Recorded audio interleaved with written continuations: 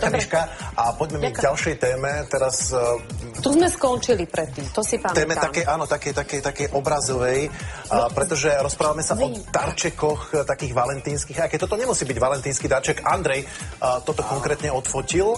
Ale vieš, čo je úžasné? Dáš na to jednu obrovskú mašľu a je to krásny darček. Ako pozdrav z dovolenky, alebo akože tu som na teba myslel, keď som bol v tomto meste. Odkiaľ to je tá fotka? Toto je Sydney, odfotená úplnej noci, fotka bez úpravy.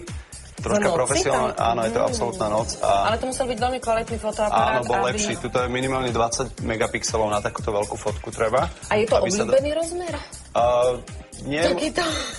Niektorí ľudia si ho vyberajú, ale tie obľúbenejšie rozmery sú takých tých 60 na 40, ktoré sú v princípe táto veľkosť. Toto je taký ten obľúbený rozmer klientov. Koľko to trvá inak, keď si prostredníctvom internetu pošlem fotografiu, to sa spracuje niekde, pošle sa to do tlačiarne a kým dostanem taký hotový obraz? V podstate štandardné vyhotovenie trvá od 3 do 5 pracovných dní.